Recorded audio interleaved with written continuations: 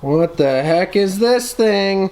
Stay tuned for the video, guys. We're going to talk about how this ended up in my driveway instead of the other truck, so stay tuned. Welcome back, everybody, to another episode. And as you guys could see from that little clip, there is a different truck in the driveway, and boy, has it been a headache to figure out that whole situation. So yes, it is a new truck, okay? I did end up giving the green truck, the green F-250, back to the dealership, and I'll kind of I'll go through and explain what the hell just happened and the reasoning why that happened, and just what led up to getting this other truck. To start off, I had the F-150, right? The gray truck that you guys have seen in past videos. I had a gray 2011 F-150, and my wife and I were talking about how this next year we're going to be buying like a 20-foot boat, and then a few months down the line from there, probably a good-sized camper. And I just wanted to make sure that I had decent enough pulling power for a decent-sized camper. I wanted a 3/4 ton truck to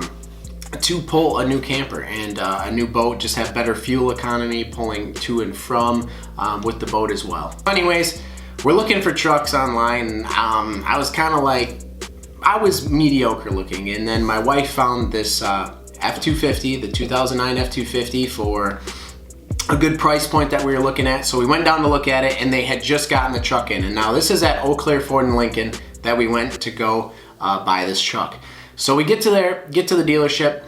We talk with the guy. He gets the truck. They just got it in. It's not even inspected yet. So that's kind of where I had a little bit of concern, as the truck was not inspected yet. And in Wisconsin, they have to fill out a Wisconsin buyer's guide sheet for themselves or whatever that just says that they did a 60-point inspection and that there's no major issues with the vehicle or anything like that. Or if the vehicle's sold as is, they have to disclose any issues with the vehicle to you when selling it. So they take the truck and they're like, oh yeah, we're gonna 60-point it really quick and blah, blah, blah, blah, blah. So I'm like, all right. So I kind of looked at the truck a little bit, and then, made sure there was no like major rust, stuff like that. It was really, really clean truck.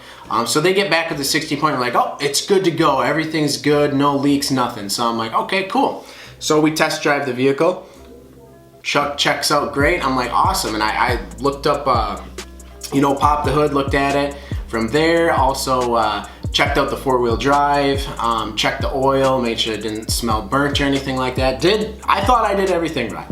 So then we buy the truck, and the experience is going great so far.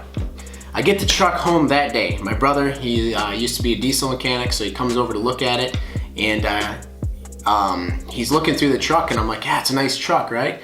And then my brother's like, yeah, it's great, but you're leaking oil. So he shows me underneath the truck, it was dry. I had a couple droplets of oil, not, major drops of oil, but it was dripping oil a little bit. So I call him back the same day that I bought the truck. I bring it back the very next day. They're like, we're gonna take care of it. Don't worry about it. We'll pay for everything, whatever.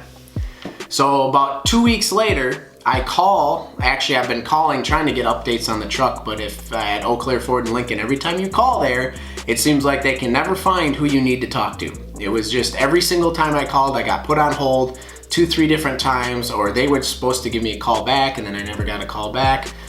So I call about 2 weeks later, and finally the truck is done. So I'm like, cool, so when can I come get it? And so I drive up there on a Friday to go get the truck. The truck is all done. I had brand new tires put on it as well. There was a chip in the windshield that they had to get fixed. They replaced that. They replaced where it was leaking. It was a gasket seal, the front main cover seal, something like that. So I bring the truck home, and I leave it parked that Friday. I go to drive it on Sunday. It sat all day Saturday. I go to drive it Sunday. I look underneath the truck, and it's still dripping oil. So now I'm getting pissed, because it's like, why am I still leaking oil? So then I kind of found where the leak was, and I wiped it off. I thought maybe it was residual oil. No, it was leaking. So I called, and they're like, well, the GM's not in this week. He's out on vacation, because I called that Monday after I found it. Now, mind you, I've had the truck for like, I don't know, 3-4 days at this point. I haven't even had the truck that long in my own possession. So I call up there, they're like, the GM's gone, and then I'm like, well, I gotta get this, fixed. I don't know why it's still leaking. I don't know why you guys would send me a truck back that's still leaking oil. Well, I got a hold of the technician. The technician said that he only had authorization to fix the front main cover seal on the truck. He did report the other leak, but the GM did not give him authorization to fix that. So I was pissed at this point. I'm like, why would you send me a truck back that's still leaking oil and then on top of it not tell me about it? So I wait a week to talk to this GM because they're like, we can't do anything till he gets back. So the next Monday comes. I talk with the GM and he's like, I'll give you a call back later. I'm like, okay. Well, 4 hours later, still no phone call. And it just seems like at this Eau Claire Ford and Lincoln, you're just not a priority with them whatsoever, because every time I called, it seemed like I either couldn't get a hold of someone or they never got back to me in a decent amount of time. I mean, all I needed was like 15-20 minutes to figure out this situation of what's gonna happen with the truck, but I couldn't even get the decency for that. So then I call back again, and then I get a hold of GM. He's not happy with me, saying that I'm calling and whatever. Regardless of the situation, I felt that in this situation I had the right to be a little pissed off about getting a truck back that's still leaking oil, even though they did a 60-point inspection on the truck, and it clearly states on that 60-point inspection, no visible leaks. Well, if a leak is dripping on the ground, that's a visible leak, and it was clearly there before I had bought the truck. So after the GM and I exchanged some words, he just told me, why don't you just bring the truck back and we'll terminate the contract and that will end our relationship. So I'm like, that's fine with me. I would rather not have a truck that's leaking oil. I'll bring it back. So I brought it back that day that we had that conversation, and we get to the dealership and they just want to take the keys for it. And I'm like, well, where's my F-150 that I traded in? Well, my F-150 had some key marks on it from when somebody keyed my truck. So part of our agreement was that we would they would take it to a body shop, have it quoted on an estimate for how much it's going to cost, and then we would give them the insurance check to fix it, and then they would give me my full trade-in value of the truck. So that was all fine and dandy. Well, they already had it at the body shop and were having it fixed. So I couldn't get the F-150 because it was still being painted. So I'm like, okay, so now I gotta wait to go to get my F-150. So I signed the papers to terminate the contract on the F-250, and then they wouldn't allow me to drove me to an Enterprise to rent a car. So I had to rent a car. Well, then the very next day after I drive a car back and I'm waiting to hear from this body shop when my F-150 is done so I can go pick it up, the GM calls me and tells me that they already paid off my F-150, so therefore it is theirs. They own it since they already paid off the loan on it. So my options were that I either buy the F-150 back and then pay sales tax on it, which I was like, why the hell would I want to do that? And then, or two, he wanted me to split the cost for the, to replace and fix the leak on the F-250, which would have costed me $1,400. And I was like, you shouldn't have sold me a truck that didn't run. But I already signed the contract saying that I terminated the contract with the F-250. So really I had no rights to either one of the truck. So I ultimately took the decision to leave both trucks with them because they already paid off the F-150. So they owned it, and I already terminated the contract with the F-250. So I didn't technically own that truck either. So I just took the option and made an agreement with them to give them both of the trucks and take my business elsewhere. And that's where we go to this new truck, which I will give you guys a tour of here in a second. So stay tuned for that. There will be a tour of that truck, but I did want to explain what the heck happened with that, and just, it was a headache for like almost a month now. And one other thing I did want to mention, guys, is I did want to give a big shout out and thank you to my wife, Natasha. She did a lot pertaining this because I had to work all week, the week of that.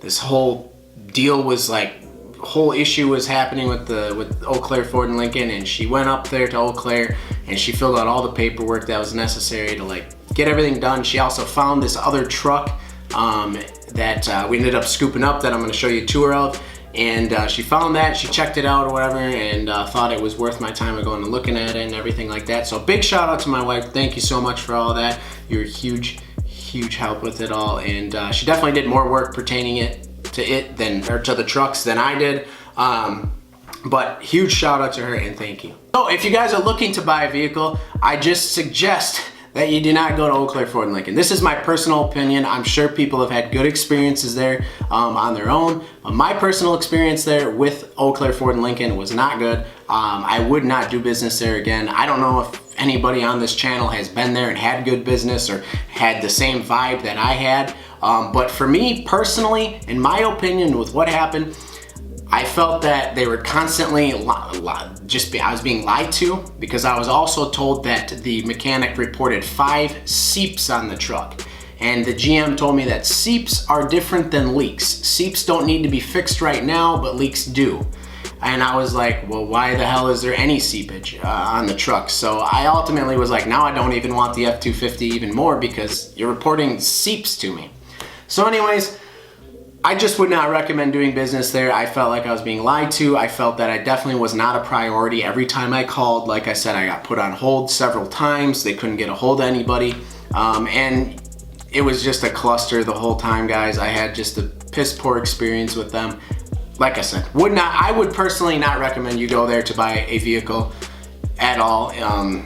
It was just so much of a headache. I've never had that much of a headache with a dealership. It was absolutely ridiculous, and the way I was treated was just ridiculous. I did leave a review on them as well on their page or whatever, but I did want to explain that. And usually I don't care to speak about things or bad experiences I've had with businesses and stuff, but this definitely was like to the point where I felt that a video was needed to at least just tell my story and my end of it and what happened, because it was just ridiculous. They obviously didn't do the 60 point like they should have. I would have rather them told me, hey, you know what, we got a 60 point this, why don't you come back, you know, or we can give you a phone call later when it's done. But we want to make sure everything's taken care of on the truck before you test drive it or see it. No, it seemed to me like, in my opinion, that they hurried up the inspection to try to create a sale with me, and then ended up giving me a truck that was leaking, and then realized, oh shit, and then yeah, it was a cluster. I just wouldn't recommend Eau Claire Ford and Lincoln, bottom line. So there's kind of the story on that, and now we're gonna get to the tour of the truck. So I'm gonna grab the camera and hustle out there and do a tour of the truck and show you guys what I got. And it was a lot better deal, honestly, this truck, and I'm so much happier with this truck. And I definitely am not getting screwed over on this truck as well. So stay tuned. All right, guys, so here we go. Here we have the truck. This is what I ended up scooping up. It is a 2010, so a year newer than the green truck. It is an F350 instead, though. Yes, it's a 1-ton truck, but I guess I'll be able to pull whatever I really need. It's in really good shape, though. It's got brand new tires on it as well. I'm also going to be having the rocker panels here sprayed with that bed liner as well, so I'll never have to worry about rust. I did like that off of that green truck, so that's what I'm going to have done on this one. It does have a topper on it, as you guys can see, instead of a tonneau cover, which is really nice. I do enjoy, I've always kind of wanted a topper, so this kind of works out. We'll see if I like it. If not, I'll end up putting a tonneau cover on it, but I do like the topper so far. Nice for keeping my fishing and hunting gear clean, and I can put a lot more in there. This one does have a backup camera as well, but this is actually a factory backup camera, and it's put into the rear mirror, so you can see that when it backs up. But so, you know, the truck itself is in really good shape. Like I said, 2010 F350, so 1-ton truck. The inside of this sucker, guys, I'll show you guys the inside of the truck. So obviously F250, it's a Lariat model, so it's got leather seats. It's fully loaded in here, a lot like the 2009, you know, steering wheels here, control your volume and all that cluster up there. The other thing is that it does not have a console in the middle. It has this that can flip up into a third seat. That would be the only thing I don't like about the truck. Not a huge deal breaker for me by any means, but I do prefer just a solid console here, but whatever, this still sits here, so that's nice. Jump up in here a little bit. Obviously we got pretty much the same layout as the 2009, guys. This has a normal radio in it instead of that touchscreen that was in there. I do prefer this more. That touchscreen was old and kind of sucked, so I am happy about that. Still has the adjustable pedals here and whatnot. Trailer brake, so you can set your trailer brakes. Cup holders here. And then this is the rear mirror, which this thing actually has a little camera display that pops up here when you're backing up. And that is pretty much the truck here. It does have heated seats right here, so, but I'll jump in the back and I'll show you guys the back of the truck as well. All right, so the back cab, same thing as the 09 pretty much, guys. Pretty same concept and everything. This pops down, which it did that in the other one. RES car seat is finally now installed. But it's pretty much the same thing as the 09. The interior on this truck is definitely in a little bit better shape. Not little, it's actually in pretty darn good shape compared to the 09. So as you guys can see, there it is, the 2010 F350 on here, guys. Like I said, it was just a headache dealing with Eau Claire Ford and Lincoln. I know I've said it plenty of times before, but I just wouldn't recommend there. I mean, the experience started off great, but then it just, after you get, it just seems like you're not a priority in my opinion after that. I'm sure there's people out there that have had great experiences there and whatnot, but it just was a headache for almost a month, guys. It was just, But I am super glad that I found this truck. I do like the color on this truck way better. I like the maroon. I didn't really care for the green on the other truck. Everything about this truck I like better. So I am happier with this truck, to be honest with you guys. It is a 1-ton truck. It is bigger than what I wanted to get. I really just wanted a 3/4 ton. But this is an F350. It came in at a really good price. Good, like, low miles on this truck, guys. This is sitting at 105,000, and on a diesel motor, you guys know that's still pretty darn low. So really happy with it, and I guess I got an F350, so if we get a really big ass camper, then plenty to tow with it. And plus, when we get the 20-foot boat, well, 20-foot, I'm looking at getting a 20-foot fiberglass bass boat. That's pretty much what I want. I definitely want a dual axle trailer with it and everything, so I'm super excited about that. But this truck should get great fuel economy pulling that boat and should pull it no problem. So I hope you guys enjoyed this video. I know it was kind of me ranting about that and whatnot, but it was gonna seem weird, me with this truck, and you guys being like, what the hell, didn't you have a green truck? Or like, what's going on? So I just wanted to update you guys on that. I hope you guys enjoyed the video. Remember to like and subscribe. At 5,000 subscribers, we are doing a rod and reel giveaway, so subscribe to the channel, and until next time, keep fishing hard.